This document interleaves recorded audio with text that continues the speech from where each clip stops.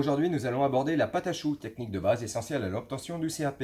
Une pâte à choux, c'est quoi? C'est une préparation qui est réalisée en deux temps. Premièrement, on va réaliser un empois, donc un mélange à chaud de farine et d'eau. Ça va nous permettre de faire éclater les grains d'amidon, et c'est parce qu'on aura bien éclaté ces grains d'amidon que l'on va pouvoir incorporer dans notre recette un maximum d'œufs. Et ce sont ces œufs, lors de la cuisson au four, qui vont donner un petit effet de soufflage.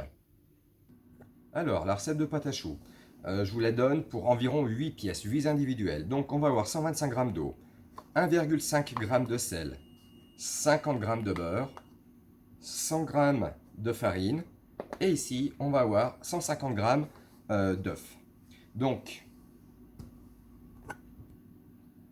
c'est parti. Alors, on met dans notre eau le sel, on y met notre beurre, et on porte ce mélange à ébullition.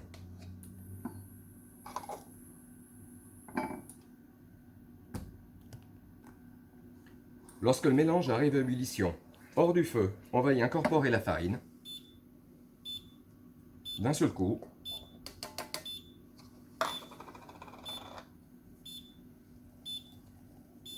On fait un mélange homogène.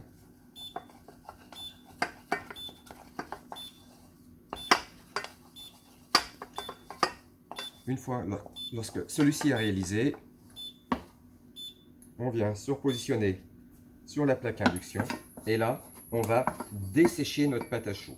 En fait, le dessèchement, c'est un terme pas forcément très bien adapté. Quand on parle de dessèchement, cela suppose qu'on perde un peu d'humidité.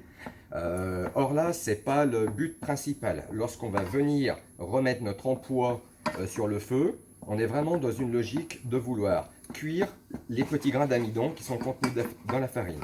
Et c'est parce que l'on cuit ces petits grains d'amidon qui vont s'ouvrir entièrement, ils vont se délier, s'ouvrir et donner la possibilité à notre pâte, à notre empois, d'absorber un maximum de liquide.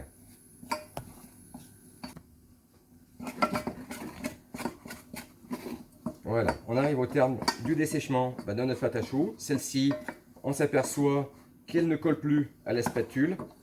On peut s'assurer du fait de sa cuisson en la touchant un petit peu avec les doigts. On se rend bien compte que là, elle ne colle plus du tout. Donc à ce moment-là, on va la débarrasser dans un cul de poule pour effectuer le mélange de nos œufs dedans.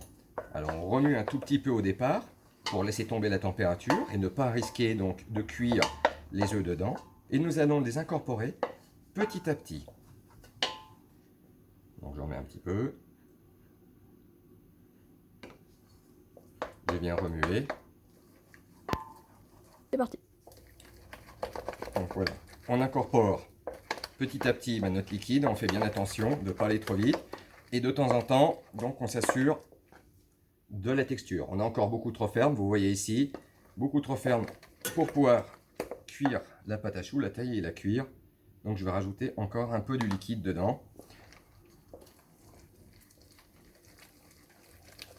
Donc, on peut le faire au mélangeur si vous voulez. Alors pour les premières années, on réalise toujours tout à la main afin de bien prendre contact avec la technique et puis de bien se rendre compte des consistances aussi de toutes les préparations. Il en va de même donc pour la pâte à choux. Regardez, j'ai rajouté un peu de liquide. La pâte à choux va bientôt devenir un peu filante. On va bientôt être à la bonne consistance. Je remue bien. J'incorporerai donc mon dernier œuf, là, ma dernière quantité d'œuf. La pâte à choux, elle est jolie, elle est souple. Regardez.